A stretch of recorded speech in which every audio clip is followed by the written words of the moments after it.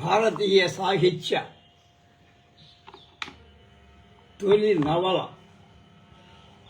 భట్టబాణ కవి రచించిన కాదంబరి 25వ భాగం 6/3/24. మహారంజన్లోకి వెళ్ళాడు చంద్రాపేడుడు కుమారుడు, అంటే కుమారరాజు. అక్కడ ఒక కైలాస సరోవరం, కైలాసం పర్వతం దాని దగ్గర సరోవరం, అక్కడ మహారంజన్ అక్కడ స్నానం చేశాడు. అక్కడ ఒక అమ్మాయి కనపడింది సంకని సంగీత ధ్వనులతో, మహాశ్వేత అనే అమ్మాయి. ఆ వివరాలు ఇప్పుడు మనకి తెలియజేస్తారు.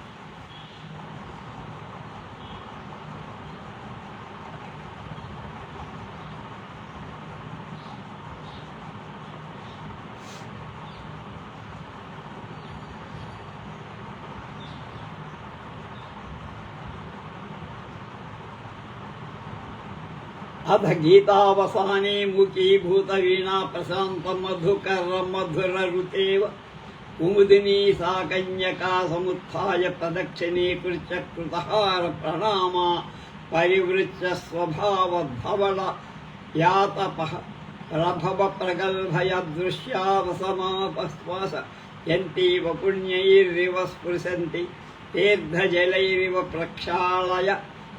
ప్రక్షాళయంతి తపోభిరివ పావయంతి శుద్ధిమివ కుర్వాణా వరదానమివోపపాదయంతి పవిత్రతామివ నయనంతి చంద్రాపీడమభాష స్వాగతమతిధయే కథమివామివాం భూమి మనుప్రాప్తో మహానుభాగః తదుత్తిష్టానుగమత్యా మనుభూయా అతిచితత్కార ఇతి ఏవ ముక్తస్తు యా సంభాషణమాత్రేణైవ అనుగ్రహీత ఆత్మానం సంయమానః ఉత్థాయ భక్త్యాకృత ప్రణామో భగవతి యథా జ్ఞాపయసీత్య అభిధాయ దర్శిత వినయః శిష్య యువతాం వ్రజంతి మనువ్రాజ.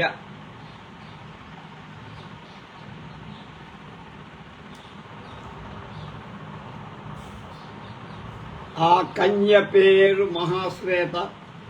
దివ్యురాలు కనుక వయసెంతో చెప్పలేకున్నా 16 ఏళ్ల ప్రాయం కలిగిగా కనపడుతుంది.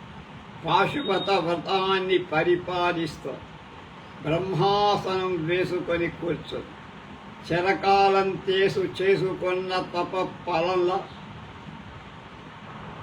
సర్వ దిశలను ముంచి వేస్తున్నది ఆమె దేహకాలం. ఒక చోట చెట్లు అడ్డపడి నిలిచిన గంగాజలంలా, ప్రళయంలో పొంగిన పాల సముద్ర ప్రవాహంలా ఉందే ఆమె. ఆ కాంతి పడి కైలాసం, ఆ కాంతారం అంటే అడవి కూడా పూర్తిగా దంతంతో చెక్కినట్లు కనిపిస్తుంది. వెండి కొండ మరింత తెల్లపడిపోయి ఆమెను చూసినప్పుడు చూపరుల శరీరమే కాదు, ఆ కాంతి కళ్ళలో దూరి వారి మనస్సు కూడా నిర్మలమైపోతుంది. అతి ధవళ కాంతి దేహమంతా వ్యాపించి ఉన్నందువల్ల స్ఫటిక గృహంలో ఉన్నట్లు, పాలలో మునిగినట్టు, తెల్లని మేలు ముసుగు కప్పుకొన్నట్టు, అద్దంలో ప్రతిఫలిస్తున్నట్లు,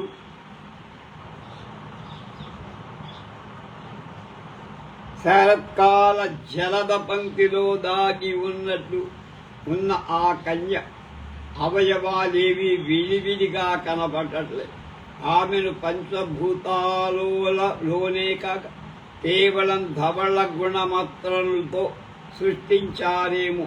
ప్రమథగణాలకు భయపడి వచ్చిన దక్షాధ్వర క్రియ ఈమ, లేక మన్మధుడిని ప్రతికించమని శివుణ్ణి ఆరాధిస్తున్న రతీదేవ, లేకపోతే శివుడి జట పువ్వైన చందమామ మీది మమకారంతో వచ్చిన క్షీర సముద్ర దేవత, రాహు భయంతో శివుడి శరణు తొచ్చిన చంద్రలేఖ, శివుడు ఏనుగ చర్మం కప్పుకోదలచగా దాని తెల్ల చేయటానికి వచ్చిన ఐరావత కాంత శివుని దక్షిణ ముఖం నవ్వగా ఆ నవ్వు వెలుపలికి వచ్చి ఇట్లా కూర్చున్నదా అనిపిస్తోంది.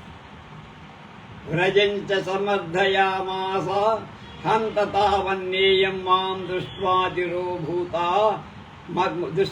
తిరోభూతా కృతభిః మే కుతూహలేన ప్రశ్నాసయా హృదిపరం యథా చేయమస్యాస్తపస్వి జనదుర్లభ దివ్య రూపాయ అభిదాక్షిణ్యాతిశయ ప్రతిపత్తి అభిజాత విభావ్యతే తథా సంభావయామి నియతమియమాత్మో అంతభభ్యత్య మానామయ కథయివ్యతి చేవంచ కృతమతిః పదశతమాత్రమివ గత్వా నిరంతరై దివాపి రజనీ సమయమివ దర్శయద్భిః స్తమాలతరుభిః అంధకారిత పురోభాగం ఉత్ఫుల్ల కుసుమేషు రతాని కుంజేషు పూజతాం మందరమందరం మదమత్తమధులిహాం విరుదిభిర్ముఖరీకృత పర్యప్తావంతి దూరం దూరపాతినీనాం చ ధవళశిలాతల ప్రతిఘాతోత్పన్న ఫేనిలానామపాం ప్రస్రవణైరుత్కోటిగ్రాప విటంక విపాట్యమానైరుచ్చరధ్వని అవశీర్యమాణ తుషార శిశిరీకరాసారై ఆబధ్యమాన నిఘారాం హిమహార సమహసరహాస హిమహార హరహాస ధవళైచ్చ ఉభయ క్షరద్భిర్నజ్జరై ద్వారావలంబిత చారుచర చామర కలాపామివ ఉపలక్ష్యమాణాం అంతఃస్థాపిత మణికమండలు షండలాం ఏకాంతావలంబిత యోగభట్టికాం విశాఖి శాఖికా శిఖర నిబద్ధ నారికేళీ ఫలవల్కలమయ ధౌతౌ వానజ్యపూపేద అవశీర్ణాంగభస్మరూప ధూసరవల్కలశయనీయ ధనాధైకదేశాన్ ఇందుమండలేనేవ టంకోంకీకర్ణేన శంఖమయాన భిక్షాకపాలేన వ అధిష్ఠితాం సన్నిహిత భస్మాలాగక అంగుహామ ద్రావీత్ యశ్చాత్యద్వారింశతాతరే సముపవిష్టే వల్కలశయన శిరోభాగవిన్యస్త వీణాం తతః పర్ణపుటేన నిర్ఘరాదాహృతీత అర్ఘ్యశరీరం ఆదాయాం తాం కన్యకాం సముపస్థితాం మలయమతిమయంత్ర్య కృతమతి ప్రసాదేన భగవతి ప్రసీద విముచ్యత మయమత్య విముచ్యతాం అయం అచ్చాదరః తదీయమాలోకనపి సర్వపాపా ప్రశంసమనఘ అఘమర్షణ మివ పవిత్రీకరణాయాల మాస్యతామిత్య ప్రవీద్ అనురుధ్యమానశ్చ పతయాం సర్వామతిథి సపర్యాం అతి దూరావనేన శరసా సప్రశ్రయం ప్రతిజగ్రాహ.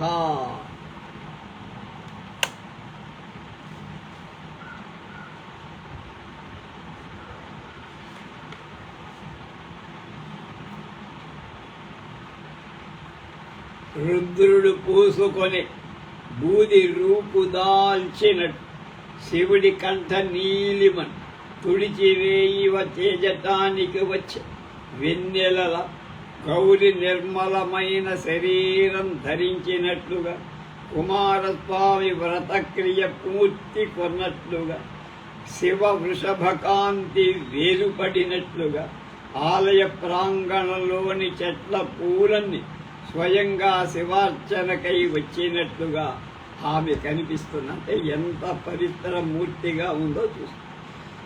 కనుడు గల ఆశ్రమంలోని జింకల బ్రహ్మదేవుడి తపస్సిద్ధి భూమిపై అవతరించిందా? ఆదియుగ ప్రజాపతికి సప్తలోకాలు తిరిగి తిరిగి అలసి సొలసి ఇక్కడ కూర్చుందా? కలికాలంలో ధర్మం కాలు పెట్టకపోగా వేదత్రయి అంటే 3 వేదాలు శోకంతో అడవుల పాలైందా అని అనిపిస్తోంది ఆమెను చూస్తూ ఉంటే. రానున్న కృతయుగపు బీజ కళ కన్య రూపు దాల్చిందా? మునిజనుల తపస్సంపదేమో ఆకాశ గంగలో మునుగుదామని గబగబా వచ్చి జారిపడి అజర గజవీధి ఏమో అమర గజవీధి ఏమో ఈమె అనుకుంటూ కాక రావణుడు కదిలింపగా జారిపడి కైలాస శ్రీ శోభ కావదు. మిగతా దీవులు చూద్దామని వచ్చిన శ్వేత ద్వీప లక్ష్మి కూడా కావు. శరత్కాలం కోసం కాచుకున్న గడ్డి పూల వెలుగు కూడా అయి ఉండదు. రసాతలం నుంచి పైకి వచ్చిన ఆదిశేషుడి శరీరం కాంతి అయిందేమో. ఒకవేళ తాగిన మంపరలో కదలి జారిపడిన బలరాముడి దేహకాంతి కాకూడదా? మంచి మధిరామత్తులో ఉంటాడు ఎప్పుడు దేవుడు. ఆయన బలరాముడు ఆయన జారిపోయిన దేహకాంత ఆమె మూట కట్టిన శుక్లపక్ష పరంపరలా ఉంది. రాయంతలన్నిటిలో తన తెంపు తెలుపును పంచుకున్నట్టుంది. ధర్మ హృదయంలో నుండి వెలువడినట్టు శంఖంలో చెక్కినట్లుంది. అలాగే ముత్యాల నుండి పిండినట్లుంది. తామర తూడలతో చేసినట్లుంది. దంతపు పలకలతో బిగించినట్లుంది. చంద్రకిరణాల కుచ్చులతో తుడిసినట్టు తెల్ల రంగు వెలుగులు చదివినట్టు అమృతం ఉరుగులు పూసినట్లుంది. పాదరసం పూత వేసినట్టు వెండి నీరు పోసినట్టు చంద్రమండలాన్ని ఇట్లా గండరించినట్టు అడవి మల్లెలు జాజి మల్లెలు వావిలి పువ్వులు కుప్ప పోసి వాటి వెలుగుతో మెరుగు పెట్టినట్టు మహాశ్వేత అనే ఆ కన్యక ధవళిమకు పరాకాష్ఠలాగా అంటే అంతకు మించిన తెలుపుదనం ఎక్కడా లేదన్నారు. ఉదయ సూర్య కిరణాలను లాగుకొని వచ్చినట్లు ఆమె తలపైన జడలు భుజాల దాకా వేలాడుతున్నాయి. మెరుపులలాగా కాసు బంగారం ఉన్న ఆ జడలలో అప్పుడప్పుడే ఆమె నీట మునిగి వచ్చినందువ అక్కడక్కడ నీటి చొక్కలు ఇంకా నిలిచి ఉన్నాయి. పశుపతి పాదాలకు నమస్కరింపగా బూది అంటే విభూతి తాకిన పట్లు కొన్ని కనబడుతున్నాయి. జటాపాసనలో కట్టుకొని ఆమె తలపై శివుడి నామాక్షరాంకితమై మణిమయ పాదద్వయిని అలంకరించుట సూర్యరథాశ్వాలు తొక్కగా నలిగిపోయిన సుక్కల పొడిచినట్టుగా తెల్లటి విభూతిని నుదుట పూసుకొని అందువల్లనే శిఖర శిలపై చంద్ర కళ్ళగల హిమశైలం మేఖలలాగా మొరనూళ్ళలాగా అసమాన భక్తి ప్రపత్తులతో లింగమూర్తిని ఉద్దేశించి చూస్తున్న ఆమె చూపు మరొక తెల్ల తామర పూల దండలాగా శివుణ్ణి అర్చించినట్లు ఉంది.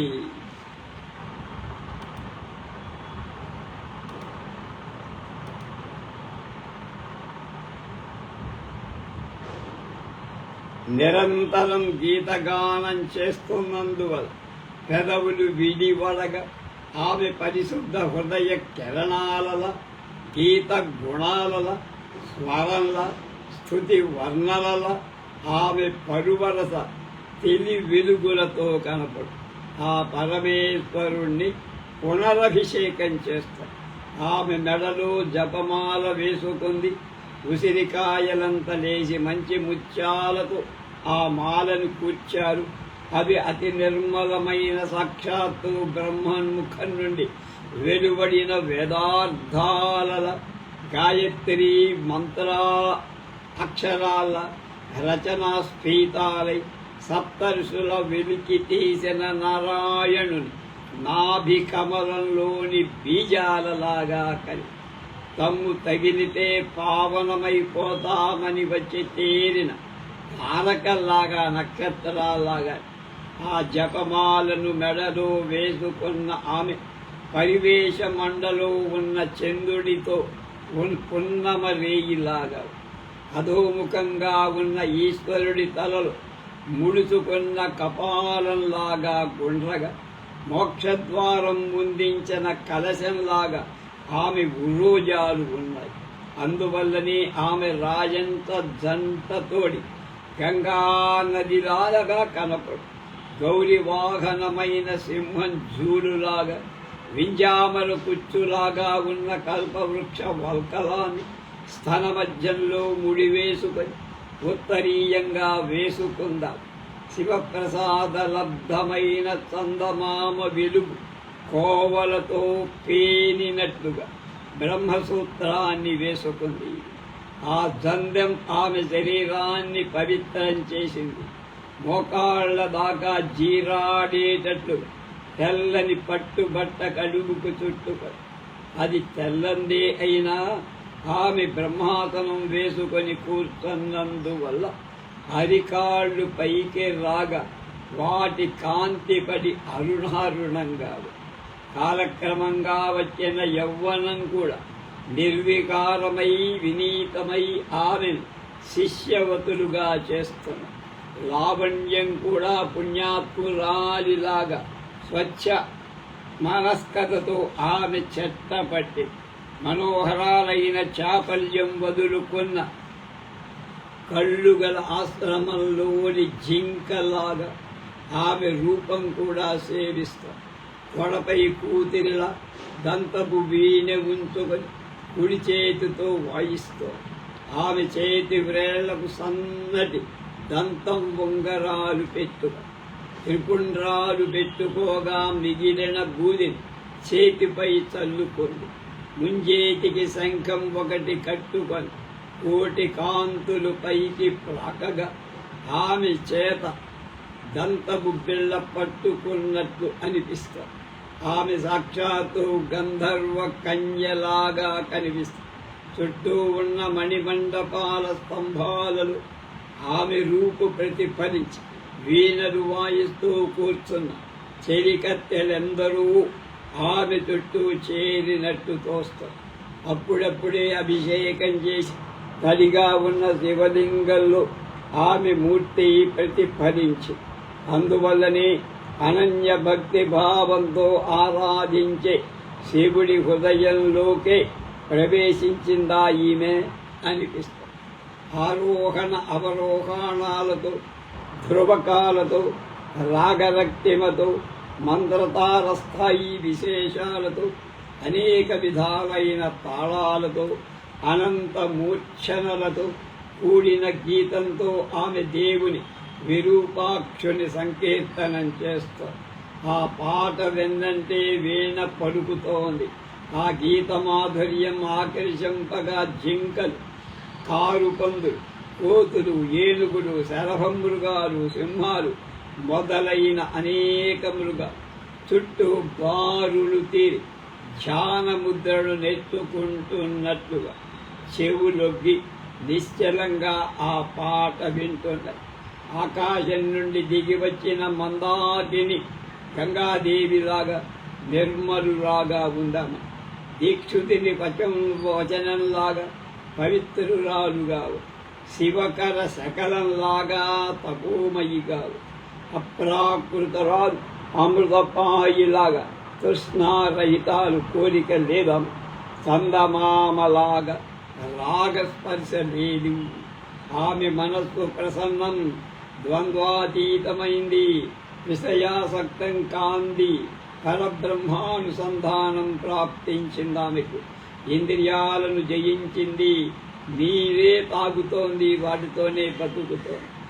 ఆతపస్నానం చేస్తోంది, ముని వృత్తిని స్వీకరించింది, నిశ్చలమైంది, నిర్మలురాలు, నిరహంకారురాలు, మాత్సర్యరహితరాలు, అసమానమైన ఆకారం కలది మహాశ్వేత. అలాంటి మహాశ్వేతను చంద్రాపీజుడు చూశాడు. వెంటనే గుర్రాన్ని ఒక చెట్టు కొమ్మ కట్టేసి లోపలికి వెళ్ళాడు. త్రిలోచనుడి నమస్కరించుకున్నాడు శివుడి. పక్కనే ఉన్న ఆ తపస కన్య రెప్పవాల్చకుండా తిరిగి చూశాడు. ఆమె రూప సంపదను ప్రశాంతిని చూసి ఆశ్చర్యచకితుడై ఇలా అనుకున్నాడు. కృతాతిధ్యాయాతయా ద్వితీయ శిరాతలోపవిష్ట యా క్షణమివ తూష్ణీం చిత్తా క్రమేణ పరిసృష్టో దిగ్విజయాదారభ్య కిన్నర మిథునామసరణ ప్రసక్తే నాగమనాత్మనః సర్వమాచక్షే విదిత సకల వృత్తాంత చోత్థాయక సా కన్యక అభిక్షాకవ కపాలమాదాయ తేషాం ఆయతనతరూఢాం అంతలేజు విచచార అవిరేణ చ తపస్యాః అవిరేణ తస్యాః స్వయం పతితైః ఫలరై అపూర్య శతభిక్షా భాజనం ఆగత్య చ తేషాం పరాణాముపయోగాయ యుక్తవతి చంద్రాపీడం ఆసీచ్చ సత్య చేత శిలాస్థిరఖల్వసాధ్యం నామ తపసాం కిమతః పరమాశ్చర్యం యదత్ర వ్యగభగతచేతస అపి స చేతనా ఇవాస్యై భగవత్యై సమతి సృజంత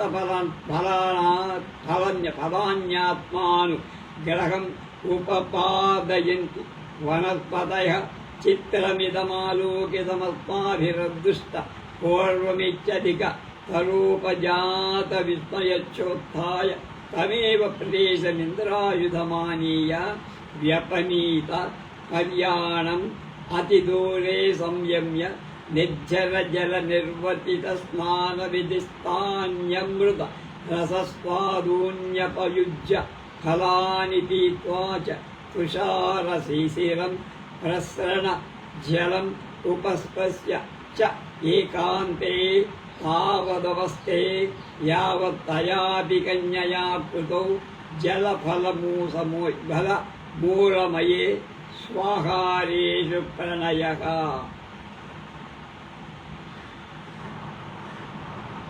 ఇది పరిసమాపితాహారాం నిర్వర్తిత సంయోజితాచారాం శిలాతలే విస్తర త్రిశ్రద్ధముపదిష్టాం నిభృతముపరిసృత్య అనతిదూరే సముపశ్య ముహూర్తమివ స్థిత్వా చంద్రాపీడః సవినయం వాదీత్ భగవతి త్వత్ప్రసాద ప్రాప్తి శ్రోత్సాహింతేన కుతూహలేనాకులీక్రియమాణు మానుషతా సులభో అఘిమా బలద నిశ్చంద్రమతాపి నిశ్చందమపి మాం ప్రశ్నకర్తని దియోజన యతి జయనయతి జహి ప్రభు ప్రసాదవోపి ప్రాగల్భ్యమధీర ప్రకృతే స్వల్పాకేకపైదేశావస్థానాం కాలకలాపరిచయముత్పారయతి అనురప్యుపచార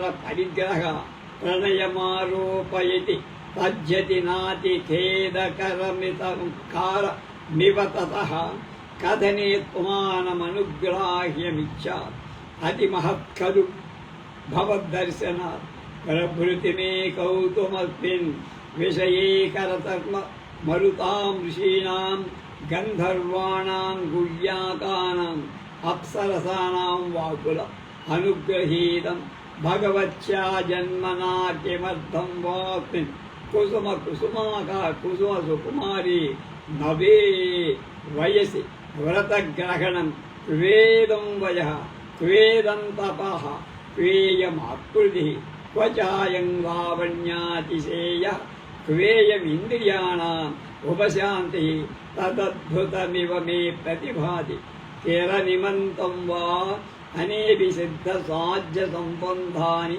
స్వరలోక సుభగాన్య అపహాయ దివ్యాత్రమపదాని ఏకాకినీ వనం ఇదం అమానుష అధివసతి కశ్చాయం ప్రకారో యత్తరైవ పంచభిర్మహాభూతైరారబ్ధ నీం దుషీం ధవళతాం దత్తే శరీరం నేదమస్మాభిరవ్యత్ర దృష్టసుత పూర్వం వా అపన్న యత్తు నః కౌతకమవేదయన భవతి సర్వమిదమిచ్చేవమభిషిత సాగిమప్యంతధ్యాయంతి తూష్ణీం ముహూర్తమివ స్థిత్వా నిస్పశ్య స్థూలై అంతర్గతాం హృదయశుద్ధి నివాదాయ నిర్గచ్చద్భిః ఇంద్రియ ప్రసాదమివ వర్షద్భిః తపోరసనిష్యందమివ రసత్ సరవద్భిః లోచన విషయం ధవళిమానన్మివ ద్రవీకృత్య పాతబుద్ధిః అచ్ఛాచ్చైరమల కపోలస్ఖలితైః అవతీరహారముక్తముక్తాః ఫల తరళపాతైః అనుబద్ధ బిందుభిః వరలావృతకుచశేఖరజజ్జలిత శీకరైః అశ్రుభిః ఆమీలిత లోచనా నిశ్శబ్దం రోదితు మారేభిః. ఆహా అనుకుంటున్నారు. లోకల్లో అనుకోని సంఘటనలెన్నో మనిషిపై వచ్చి పడుతూ ఉంటాయి. నేనేమో వేటకు బయలుదేరా. మానవులకు అగమ్యమై కిన్నరుడు సంచరించే ప్రదేశాన్ని చూశా. దప్పి తీర్చుకుందామని చూడగా సిద్ధజనుడు స్పృశించిన సరస్సు కనపడి ఆ తీరంలో పడుకొని సేద తీర్చుకుంటూ ఉండగా అమానవమైన గీతం వినపడి ఆ పాటననుసరించి రాగా ఈ దివ్య కన్యక నరులకు కనులకు కనపడని తపస్సుని దర్శనమిచ్చింది. మానవ లోకంలో ఇలాంటి సంగీత విశేషాలకు తావెక్కడ ఉంది చోటు? ఈమె చదుక్కున మాయం కాకపోతే, కైలాస శిఖరం ఎక్కిపోకపోతే, ఆకాశానికి ఎగిరిపోకపోతే ఈమె ఎవరో, పేరేమిటో, ఎందుకు ఈ ప్రాయంలో పాశుపత వ్రతం పట్టిందో అన్నీ అడిగి తెలుసుకోవాలి.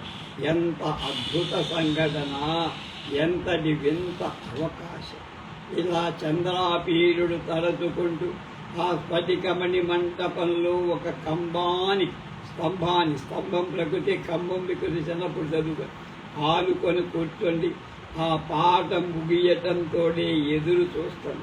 పాట ముగిసింది, వీణ మోగపోయింది, తుమ్మెదల జంకారం ఆగిపోయిన కలవ పువ్వుల ఆమె లేచి పరమేశుడికి ప్రదక్షిణం చేసి నమస్కరించి వెనుతిరిగి చంద్రాపేడుణ్ణి చూసి సహజంగానే ధవళం తపఃప్రాభవంతో మరింత ఉదాత్తం అయిన ఆమె దృష్టి అతన్ని ఓదారుస్తున్నట్లుగా, దృష్టితోనే పుణ్యాలను పైన పోస్తున్నట్లు, తీర్థ జలాలతో ప్రక్షాళనం చేస్తున్నట్లు, తపస్సులతో పరిశుద్ధపరుస్తున్నట్టుగా, పవిత్రం చేస్తున్నట్టుగా, వరాలిస్తున్నట్టుగా ఆ కన్యక అతన్ని పలకరించి, అతిథికి స్వాగతం, మహాభాగా ఈ ప్రదేశానికి మీరు ఎలా వచ్చారు?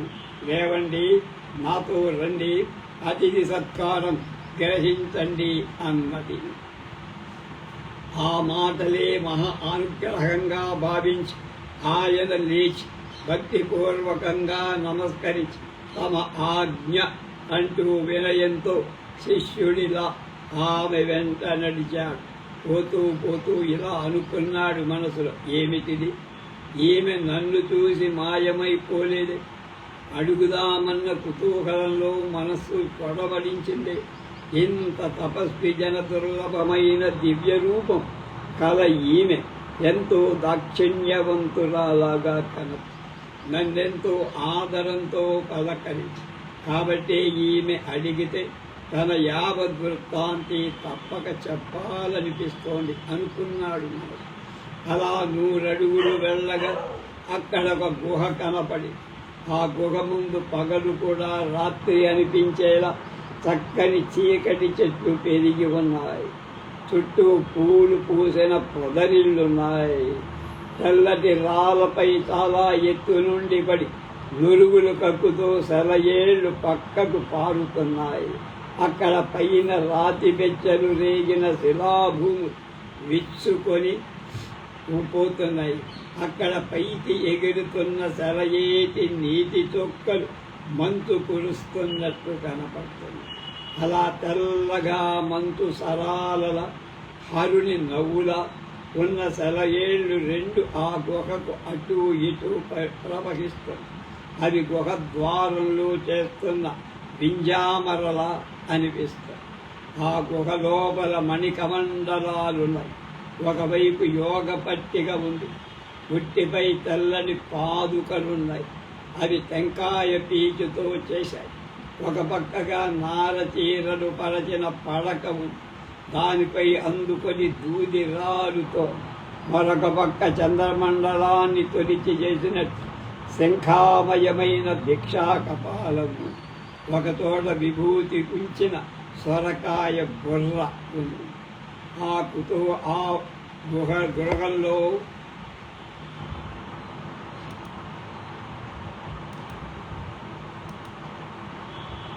ముందున్న బండపై ఆయన కూర్చున్నారు. ఆమె వీణ నారచీరల పడకకు తలవైపున ఉంచింది. తామరాకు దప్పతో సెలయేటి నుండి నీళ్లు తెచ్చి కాళ్ళు చేతులు కడుక్కోమని. భగవతి, నాకై ఇంత శ్రమ ఎందుకమ్మండి? మీ అనుగ్రహమే చాలు. ఈ ఆదరం ఎందుకు? మీ దర్శన మాత్రమే సర్వ పాపాలను విధ్వంసం చేసి నన్ను పరిశుద్ధుణ్ణి చెయ్యగలవు అని అన్నాడు. కానీ ఆమె బలవంత పెట్టగా తల వంచి అతి వినయంగా అతిథి పూజనంతా గ్రహించారు. తర్వాత ఆమె మరొక రాతి బండపై కూర్చొని కుశల ప్రశ్నలు వేసి అతడు దిగ్విజయ యాత్ర బయలుదేరింది మొదలు కిన్నెరులను అనుసరించి తాను రావడం వగైరా అంతా సవివరంగా చెప్పి ఆ సంగతంతా ఆమె తెలుసుకొని భిక్షాపాత్రను తీసుకొని బయటికి వెళ్ళి ఆ ప్రాంగణంలోనే ఉన్న చెట్లనుంట తిరుగుతోంది. కాసేపట్లో వాటంతటవే పళ్ళు రాలి ఆ భిక్షాపాత్ర నిండి వాటిని తీసుకొని చంద్రాపీజుడిని ఆకలి తీర్చుకోమని. తపస్సులకు అసాధ్యమేమున్నది లేదు కదా. చైతన్యం లేని చెట్లు కూడా ఆమె కోసం పండ్లను స్వయంగా భిక్షాపాత్రలో రాలుస్తూ ఉంటే ఇంతకంటే అద్భుతం ఏముంటుంది? ఇలాంటిది ఎన్నాయినా ఇదివరకు నేను చూశానా విన్నానా అనుకుంటూ అబ్బురపడుతూ అతడు లేచి వెళ్ళి ఇంద్రాయుధాన్ని అక్కడికి తన గుర్రాన్ని తీసుకు దాని కళ్ళెం జీను తీసేసి కొంత దూరంలో కట్టేసి సెలయేటిలో స్నానం చేశా. అమృతంలాగా మధురాతి మధురంగా ఉన్న ఆ పళ్ళను భుజించి మంచి నీరులాగా మంచు నీరులాగా చల్లగా ఉండ సెలయేటి నీటిని త్రాగి చేతులు కడుక్కొని ఒంటిగా కూర్చున్నాడు. ఈలోగా తాపస కన్య కూడా తన విధులు తీర్చుకొని కందమూల ఫలాదులు స్వీకరించి సంధ్యాక్రియాకలాపాలు నిర్వర్తించుకొని వచ్చి విశ్రాంతిగా పక్కనున్న రాతి పలకపై కూర్చొని చంద్రాపీడుడు కూడా ఆమె దగ్గరకు వెళ్ళి కూర్చున్నాడు. ఆమె వృత్తాంతం తెలుసుకుందాం అనుకున్నాడు.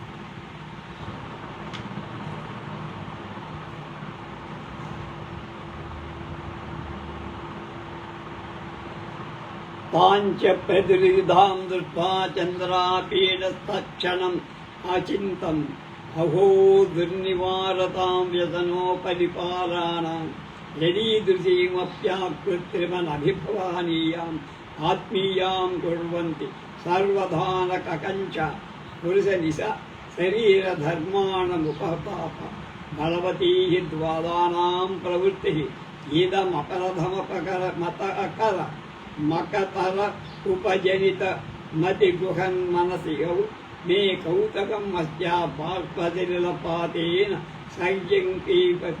సయ్య పీయసా శోకకారణేన క్షేత్రీ క్రియస్తే ఏం విధామూర్తయ అహి క్షుద్ర నిర్ఘాతపాతా విగత చలతి వసుధాః ఇది సంవర్ధిత కుతూహలశ్చ శోకస్మరణహేతుతాం ఉపగత పరాదినమివాత్మానవ వగచ్చందుత్థాయ ప్రశ్రవణాదంజలినాం ముఖ ప్రక్షాళనోదకం పనిష్యే స్వాతులనరోదరాభిచ్ఛిన్న బాష్పజలధారా సంతానాది కించిత్ కషాయి ఉదరే ప్రక్షాళ్య లోచనే వల్కరూపాంతే వదనమపమృజ్య దీర్ఘముష్ణంచ నిశ్వస్య వై ప్రచ్చవాది రాజపుత్రా కివసేదానా నిర్గణ హృదయా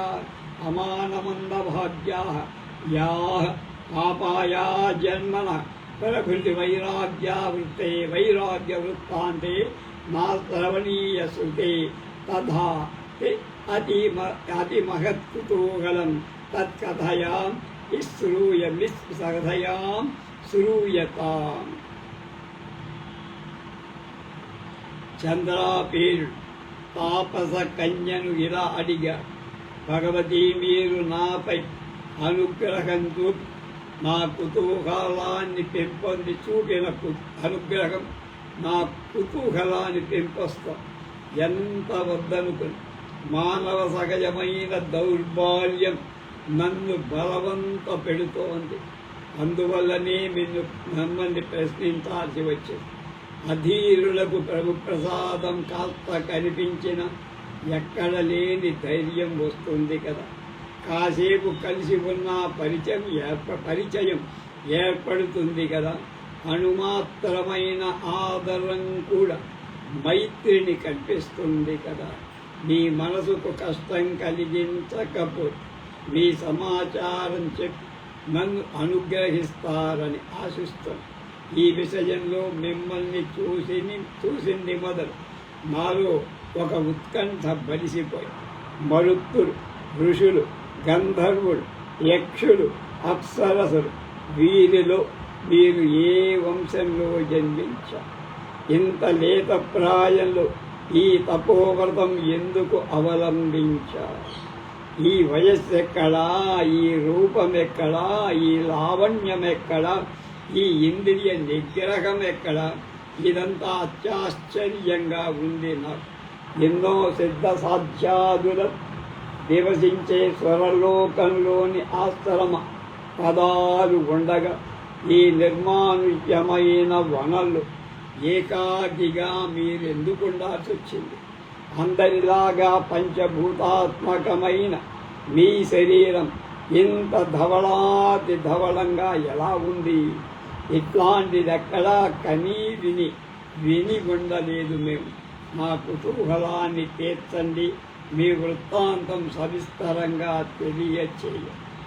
ఇలా చంద్రాపీయుడు ప్రశ్నించగా ఆమె ఒక క్షణం ఓరకుండి నిట్టూర్చి తనలోని మాలిన్యాన్ని కడిగి వెలువడుతున్నట్టుగా, ఇంద్రియ పరిశుద్ధతను వర్షిస్తున్నట్టుగా, తపోరసాన్ని స్రవింపచేస్తున్నట్టు, కళ్ళలోని తెలుపు కరిగిపోతున్నట్టు, తెల్లటి కన్నీళ్లు జారువార నిర్మల కపోల పాళిపై పడి తెగిపోయిన దండలోని ముత్యాలలా అవి బొట్ట రాలినాయి కన్నీళ్ళు.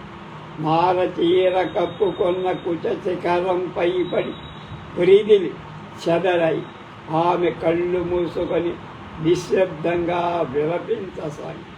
అది చూసి చంద్రాపీయుడు అనుకున్నాడు, అయ్యో వ్యసనాలు ఎవరికైనా అంటే కష్టం తప్పవు కదా. ఇంత దివ్యాకృతిని కూడా కురుమ్మన గుచ్చుతున్నదే ఇది. శరీర ధర్మం తప్పని ఎవరికైనా ఈ వేదనలు విడిచిపెట్టవు కదా. సుఖ దుఃఖ ప్రవృత్తి ఎంత బలవత్తరమైంది. ఈ కన్నీరు తోడగా నా కుతూహలం మరింత పెరుగుతోంది. ఇలాంటి వాళ్ళు చిన్న వాటితో ఇలా కుమిలిపోరు కదా. సన్నటి పిడుగు పడితే వసుంధర కదిలిపోతుందా భూమి? అలా అనుకుంటూ ఆమె దుఃఖ కారణమేమిటో అన్న ఉత్కంఠ మరింత ఎక్కువ కాగా అతను ఆమెను అడగడం అపరాధమేమో అడగటం వల్ల తను తప్పు చేస్తున్నాడేమో అనుకుంటూనే సెలయేటి నుండి దోసిటితో నీళ్లు తెచ్చా.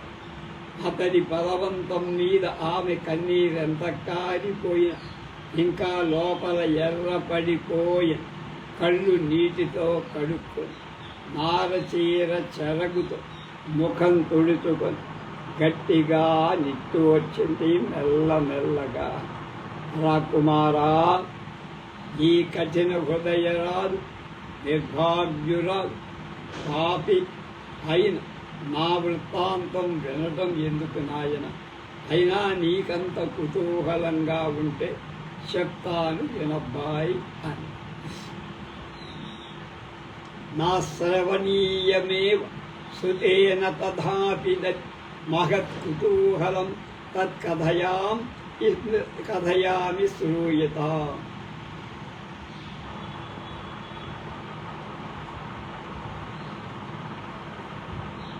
అని మహాశ్వేత తన కథని ప్రారంభించి చంద్రాపీడ రాకుమారుడికి చెప్పటం ప్రారంభించింది. ఏం చెప్పిందో ఆ కథలోని మలుపులేమిటో రేపు తెలుసుకుందాం. స్వస్తి.